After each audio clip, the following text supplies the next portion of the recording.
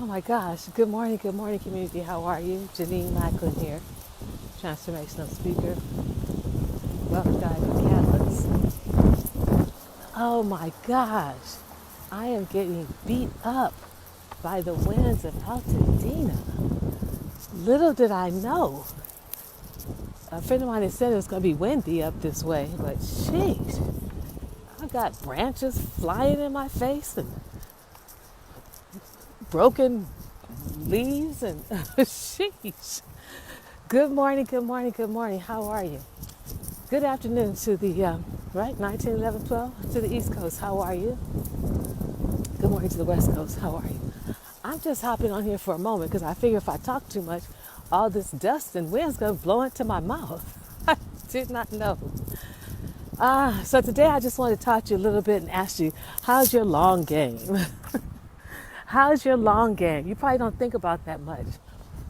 We have a tendency to think about what's right here in this moment, what we're doing right here in this moment, and what's happening in this moment.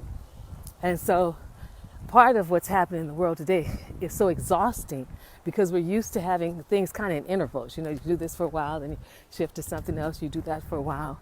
But not only has the presidency been exhausting, but the closer we get to the election, it gets even more exhausting. And it reminded me of the time I ran a marathon. And, you know, there are complete components that go to that, which is the same thing when we have a long game in life. First, we have to get really clear about our goal. And that was my goal. I was 50 and Oprah had run the marathon. And so I thought, well, she can do it. I can do it. So I took off to do it. And I lived in Pasadena then. And so in Santa Monica, there was a group that I joined to run with them. And this is 26 miles. It was the Los Angeles Marathon that I was going to run. And the very beginning of it was prep. The very beginning, and the very beginning was when I hurt myself. But the very beginning was prep, was prepping yourself, getting the equipment that you needed, laying out the plan of action, laying out the schedule, you know, that we were going to have to run the marathon. We start off walking so many miles. And now they're going to add to the stuff. My hair can be filthy. You know, you start off with walking and then you gradually build up. You had so many miles you had to do each week. And then on the weekend you did more. And so what we were doing, of course, was building that muscle. Building those muscles more and more and more. And I think it was 6 months that we actually trained to do the marathon. And along the way, you know, you have those growth spurts where you're running really good and you're doing well. And then you have other days, because I had to do at least one half a marathon on my own before the marathon. So I'm running all through Pasadena and Arcadia and running everywhere to get the mileage in. And then there was one where we had to do at least not 25 or 26 miles, but like 20 miles. And this is all by myself. So what I learned is one of the most important things for you to do is begin to prepare yourself for the walk or for the journey. And we're in the long game. Whatever happens with this election, nothing will end per se. Things will shift, but even that shift is going to take time. You have the inauguration, you have all that, you finish out this presidency, the new presidency has to come. So it's about us being able to really look at how well we can take care of ourselves, our health, our finances, our faith, our family, as well as our hearts as we continue in this race, because that's basically what it is. How much do we stay focused on our goals?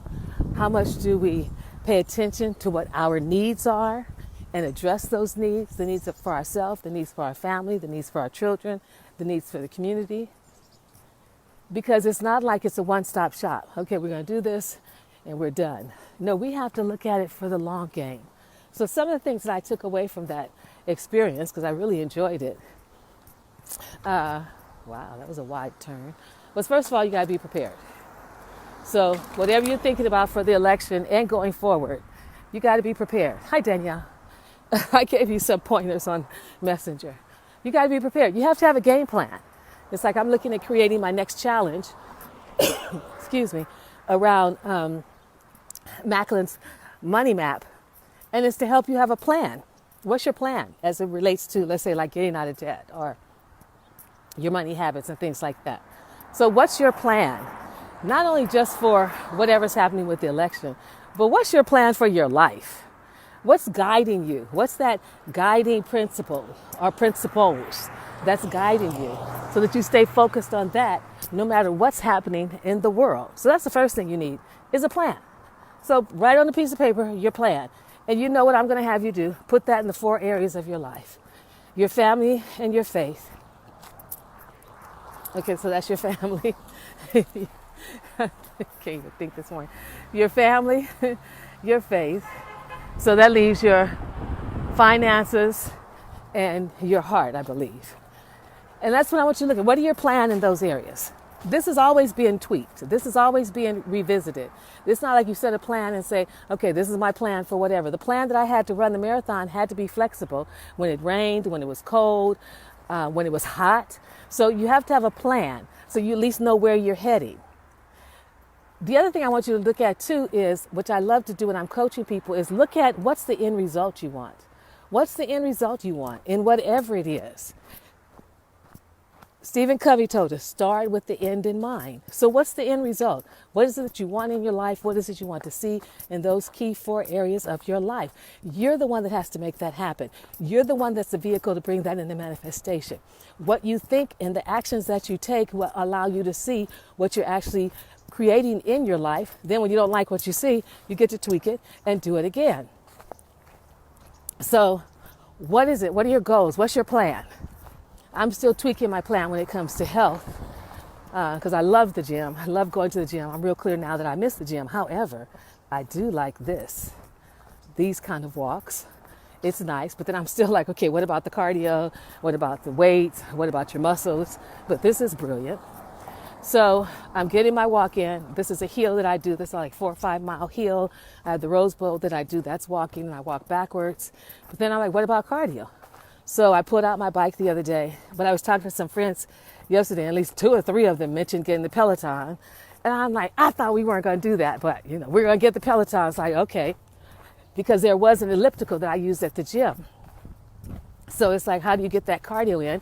Because they're right. Rain is coming, winter's coming. I just got beat up there by the winds in the Altadena Hills. There was dust. It was like spinning around and the leaves and everything. I thought, okay, fine. I'm not going to be walking up there anymore. So what's your plan? First thing on a piece of paper. What's your plan in those 4 key areas of your life? Start with the end in mind. When I say what's your plan, where do you want to end up? Not where you're going to start. Where do you want to end up? What's it going to look like? What's it going to feel like? What's it going to taste like? What's it going to smell like? What's going to make it so wonderful that when you get there, you know you're there? So what's your plan? What are the results you want? If it's in your business, if it's the clients that you want, what do the clients look like? What's the plan? How are you going to serve them? If it's your health, it can't be any more than getting off of whatever medication you may be on, improving your health, improving your eating, improving your water intake, and improving this right here, your movement. Stop looking in front of the TV and all that. What's your goal? What's your financial goal? I've got a new challenge that we're working on around managing debt, around money habits, around building wealth. And then what's the why? There's always got to be your why. What's the reason you want to do anything that you're doing? So on the days when it's not working, on the days when the clients aren't responding, on the days when Facebook won't take your ad and it spends like an hour trying to get them to understand what you're going to do, what's your plan when those things come up so you have a plan B? Sorry, I got wind, I got everything, and I didn't dress completely warm, so I'm a little cold. So what's your plan? But you write your plan based on where you want to end up. It's like, okay, I want to lose 50 pounds. So what is it going to take? Walk it backwards. I want to use 50 pounds. How many pounds did I lose a week? What am I going to change? What am I going to add to it? What am I going to do? That's where you start with the end in mind. So then all your actions are directed toward that goal, because that's the goal that you have in mind. That's what you're looking for. That's what you're striving for. Every action you take, you want it to be toward that goal. Oh, okay, so I can go over here. Then those goals need to be measurable. What's the measure? You want to measure them. You want to give them a time frame.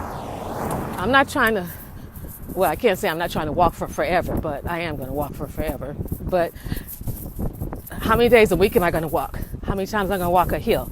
How many times I'm going to walk on flat land?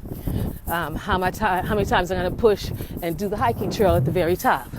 So those are the increments that you want to put in between along the way of what you're actually going to do.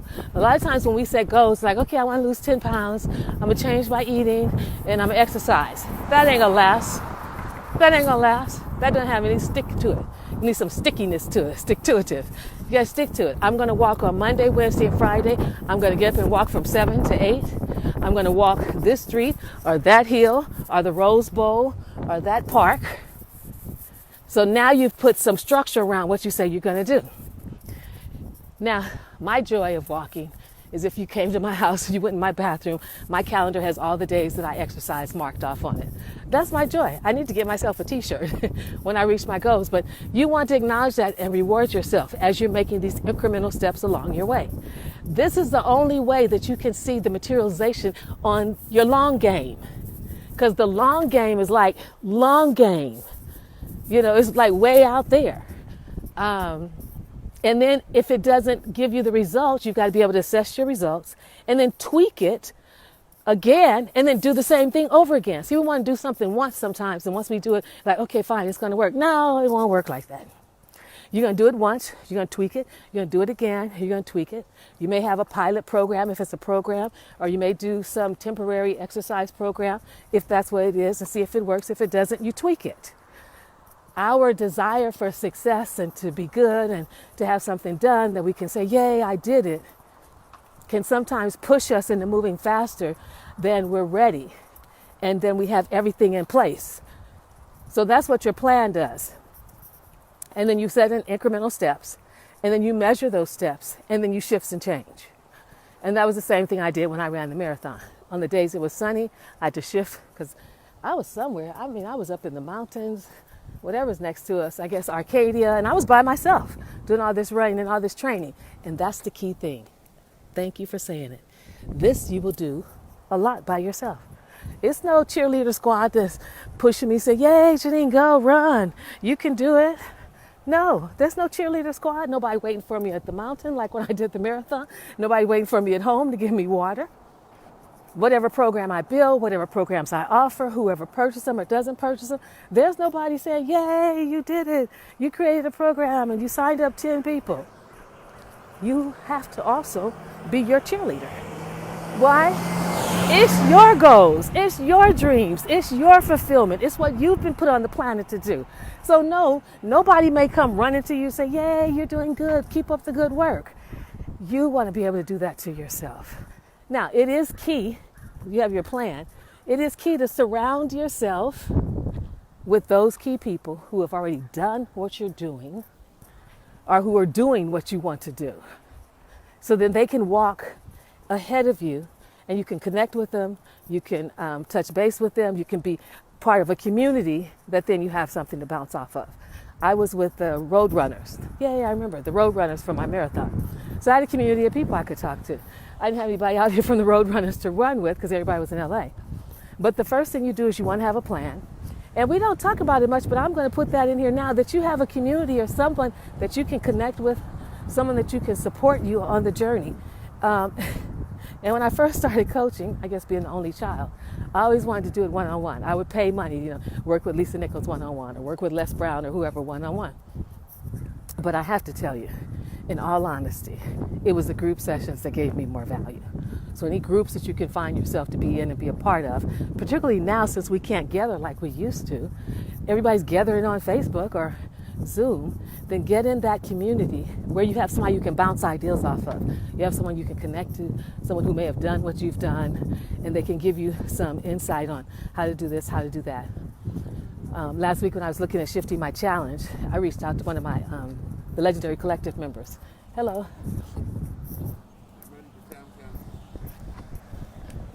I voted already, but... This is a separate election. You would have to go to the library up the street, or there are a couple of other locations. Okay. But this is me, I'm Alan Peck, and this is for the Altadena Town Council election. Oh yeah, I've heard of the town council. I live in Pasadena, but it's fine, right? No, you'd have to live here. Okay, no, I live down in Pasadena. You know anybody around here? Yeah, I can let some people I know up here know. Okay, okay, so you want to have a community that you can bounce ideas off of. I thought about running for council member, but I got to get my son into college. You want a community that you can bounce ideas off of. You want a community of people who are doing what you're doing, because then they can save you time and energy. That was the fun with picking up the phone last week and reaching out to one of the Legendary Collective members and saying, hey, this is what I'm thinking about doing, and this is what happened the last time I did it. What do I need to consider? Because I was getting ready to make a large investment in a beast of a marketer who's also part of the Legendary Collective, Zenobia Andrews, to do my marketing, to set up my funnels, to do my landing pages and all that.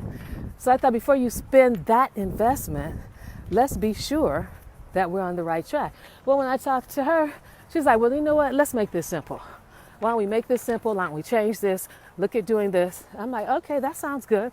So I'm like, okay, well, I'll do that in February, because that was when I was going to start working on the other project with Zenobia. And you need people who are going to push you. She said to me, and she's so cool. She said, well, I think you could do it the first week of December. I'm like, really? She said, yeah, I'm doing one the first week of December. I'm like, oh, okay. So then there's the motivation. I'm like, well, if she's doing it the first week of December, then I can do it the first week of December. So I grab the calendar, I pull it out, I look at how many weeks are left, I look at what I want to do. I already have the outline of what the topics are going to be. Then I'm looking at marketing and who I can pull in. So over the weekend, I got my people together, who's going to write the copy, who's going to help you with my ads, Facebook ads, because that's more in the notion, and my graphics. Sent out an email this morning, everybody saying, this is what I'm doing, this is the time frame, can you give me support? So based on what she said, though, I stopped what I was going to do, which would have been a bit of money, to backtrack and revisit what I was doing and do it better. And I'm already committed to doing that twice. I'm going to do it the first week of November. It's the money map. She called it Macklin's money map. I'm like, oh, cute. You use my last name. And we're looking at the things that people are dealing with, managing debt, their money habits. Everybody talks about building wealth. What does that look like and how do you do it? But more importantly, what's the why? So I'm going to do that. And then I'm going to do it again in mid-January or February. And then I'll go back to my bigger team and say, okay, we've done this, we've tested it, this works. And so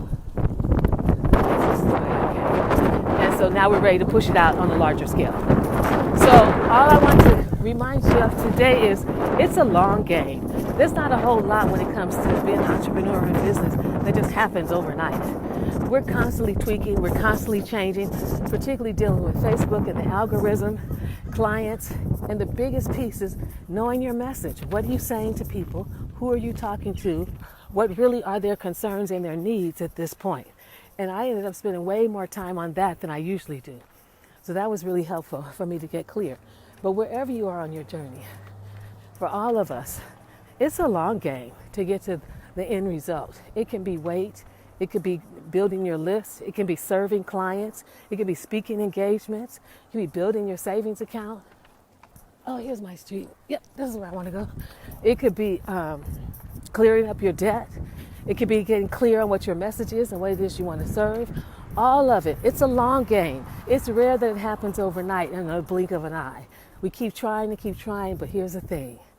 Once we hit money, once you get it down, I don't care if it's exercising, if it's saving that you put on automatic, if it's the challenge, if it's a coaching program, if it's helping your kids with school, or for me, helping your child get in college.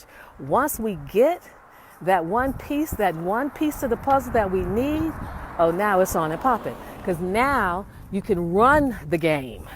Not just keep walking it and figuring it out and making sure everything works. Now you can run the game. And we all want something, at least in business, that we can know works.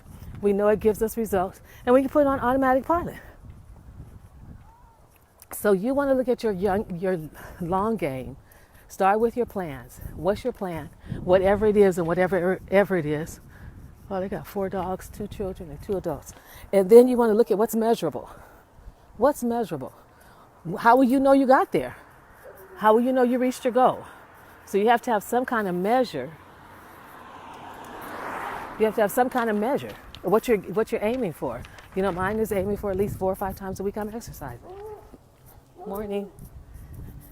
And so that I don't get too bored, even though I went to the doggone gym every day and didn't get bored. But I had people there and we could talk and they, give each other a hard time. Then I have to, vary what that's going to look like. Some days it's, excuse me, walking up and down the hill.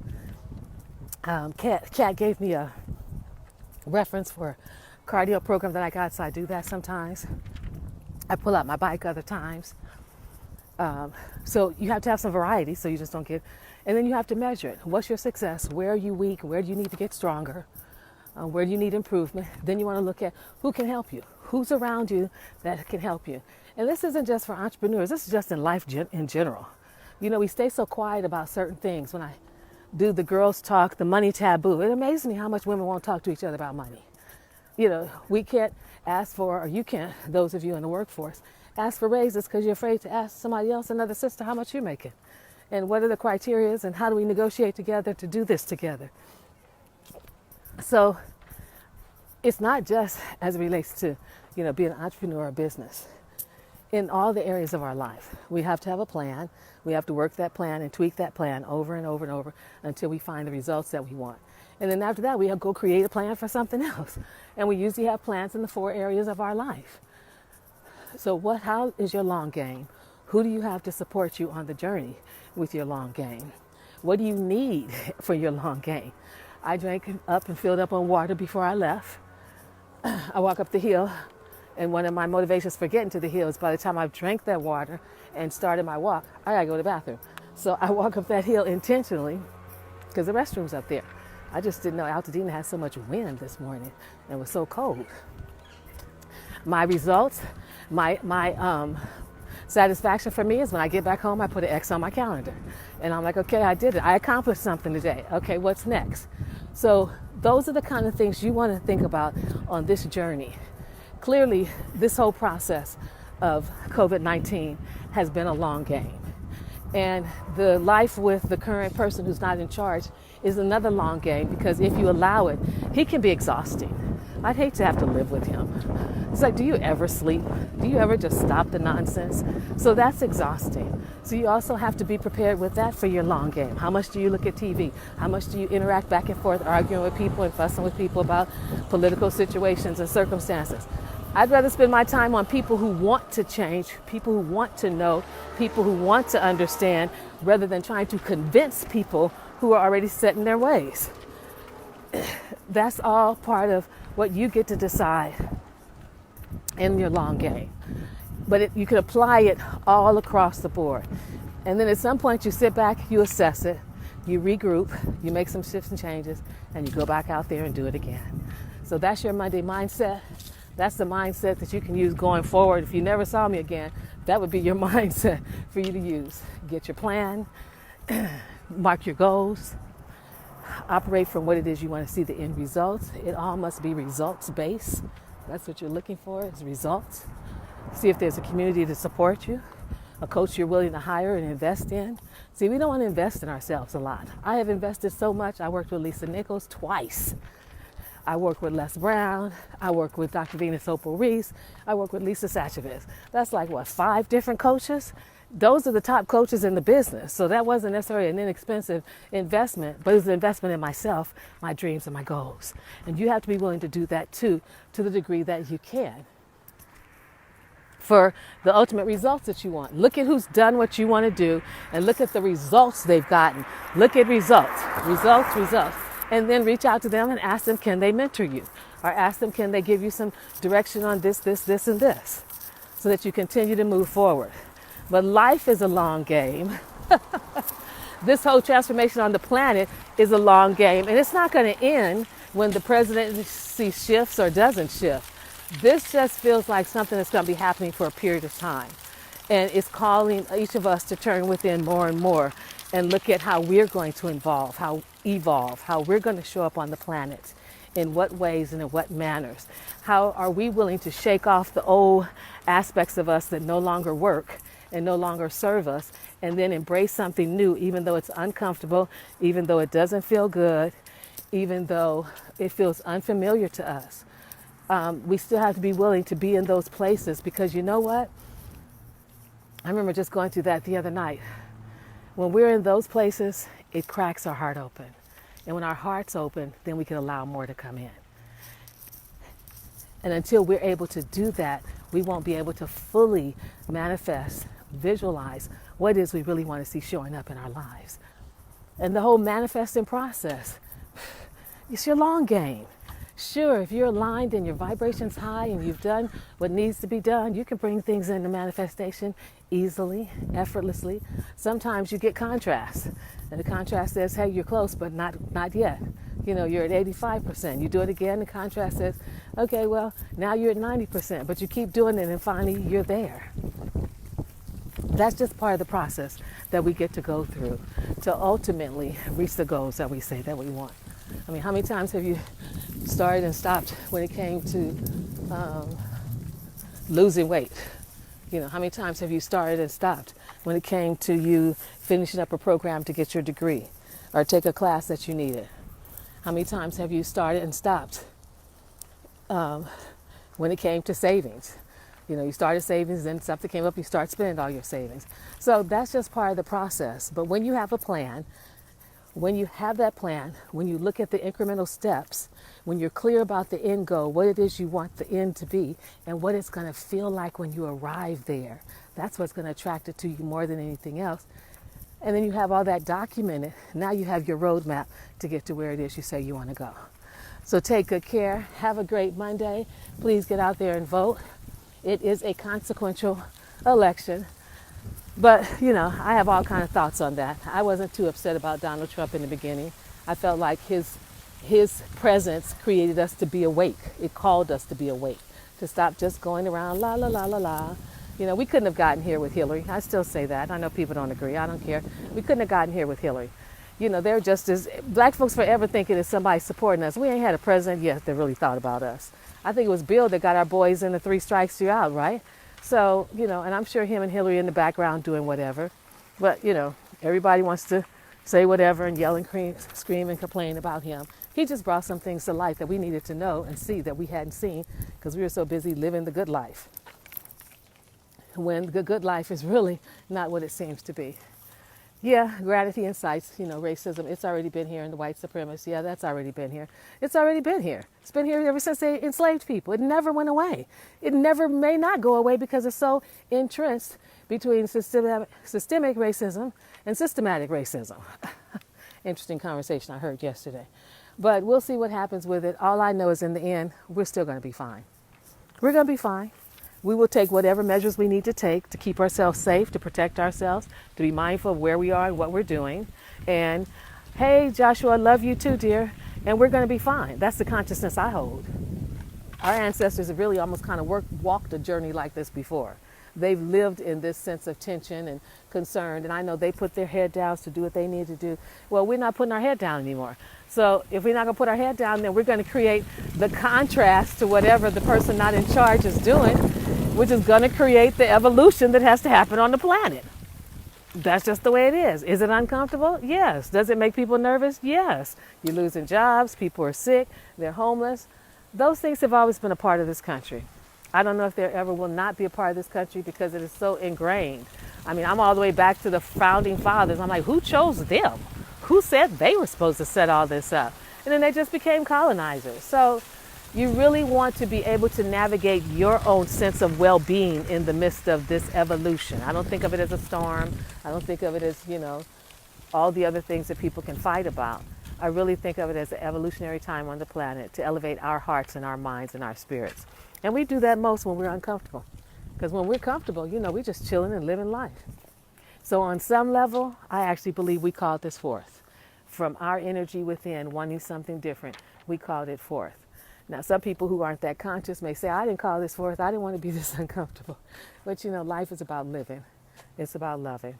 And we've done it well. You're going to keep doing it, and we're all going to be okay in the end. Just trust and know that. Hi, Cynthia Johnson. How are you? Hi, James Frank. How are you?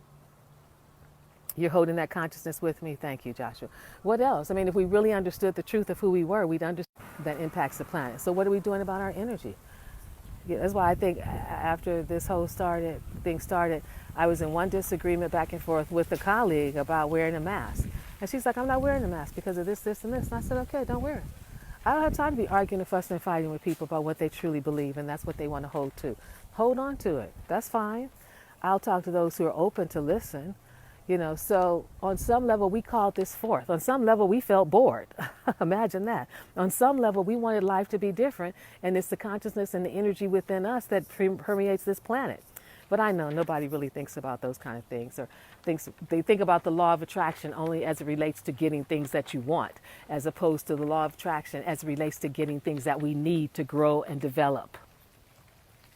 So, sometimes we can be like little spoiled kids, like, I don't want this and this isn't fair, and why are we doing this? I just want to go back to the nice kind of life we had. But you know what? You weren't even happy with that life, if you tell the truth. That life wasn't that fulfilling. So now we're on edge, we're alert, or as the kids would say, we're woke. We are woke. We are woke. And that's the only reason why I am kind of, I voted, but I ain't got no problems if Trump stays in. I know it's going to be crazy, but at least we stay woke. We don't go back to, oh, okay, life is great. Let me just go to work, come home, see the kids. No, we're here to live. We're here to create some amazing things on this planet. And you don't create amazing things out of comfort. You create them out of discomfort. You create them out of dis-ease. The woman who's in a battered relationship moves out of there because of the dis-ease that comes. You do something with your health because of the dis-ease. So we couldn't make any kind of shifts and changes unless we were uncomfortable. So for me, I think the push for Biden and Kamala, just me, and don't be getting mad at me, but it's okay. It's so can we at least can we get to someplace where it's calm? Can we just get to someplace where it's calm? Okay, well, we'll see what happens if that happens. Then maybe, 72-year-old white man, I'm tired of it. I don't know that, like I said, I don't know any of them did anything for us. So he gets in there, and then what? It's going to take us forever to figure out what Trump has already done. Like Obama took him the whole first term to figure out what they had already done. What has to be undone, but everybody will be calm because, okay, what? White supremacy ain't going nowhere. Domestic terrorists ain't going nowhere. It's just been uncovered. So putting them in office isn't going to change any of that. We're going to still have to deal with the reality of what's all part of being in this country. And other countries have been dealing with it all along. Quite frankly, we're late.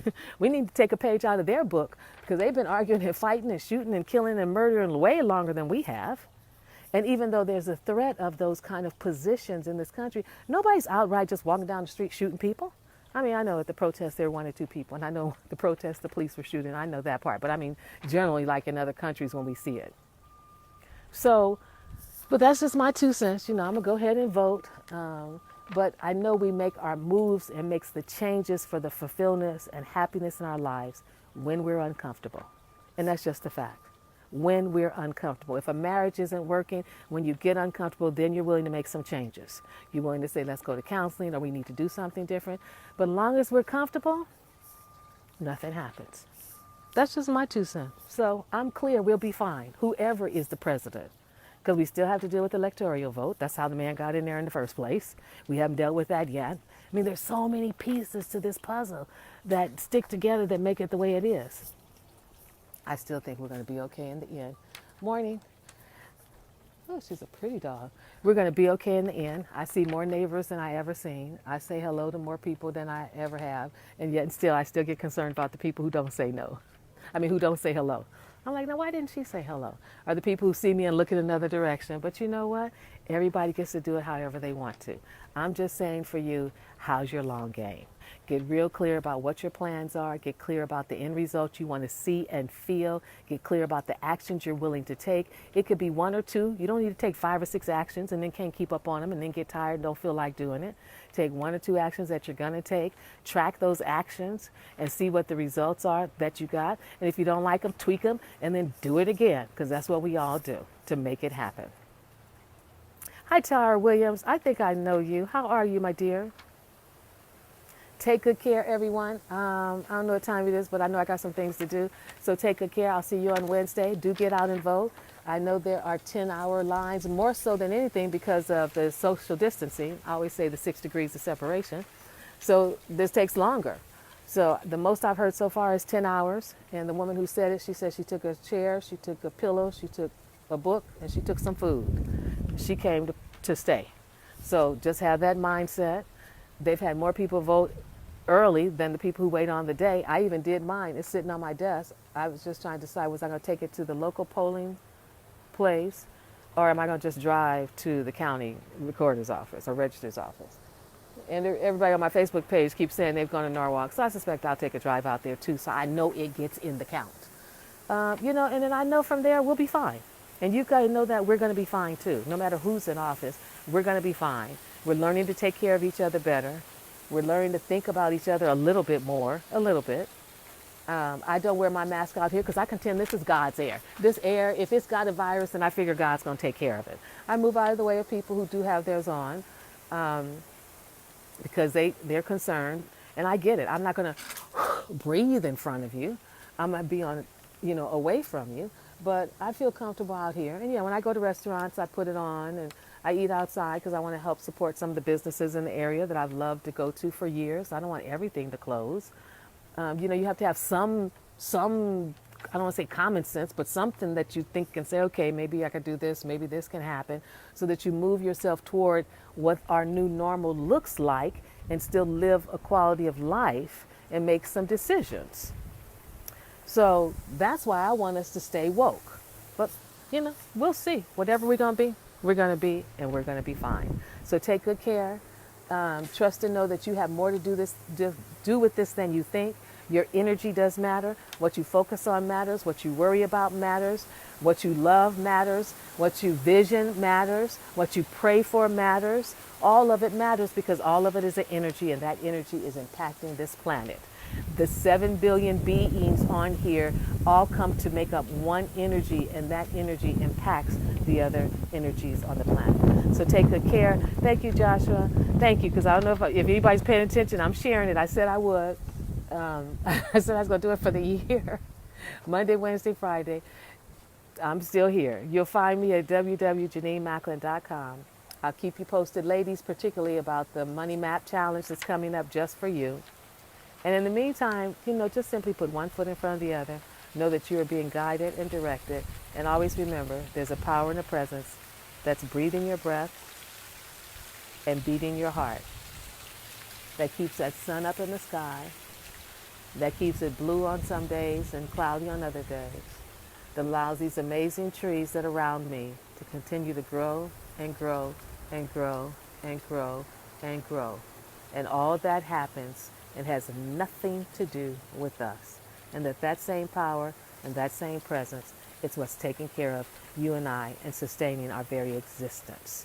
Keep that in mind until it's our appointed time to leave the planet. I don't believe people are leaving earlier. I don't believe people are being, I believe people are leaving when they're supposed to leave. And it may seem like a lot right now. Oh my goodness. But there have been other places and other times in history where a lot of people have left the planet. And we know about those. The Holocaust, enslavement, wars. We're constantly killing someone or each other. That seems to be what humanity does. We haven't risen above that yet. Maybe it's the reptilian in us. But anyway, take good care. Have a great day. See you on Wednesday. Bye for now.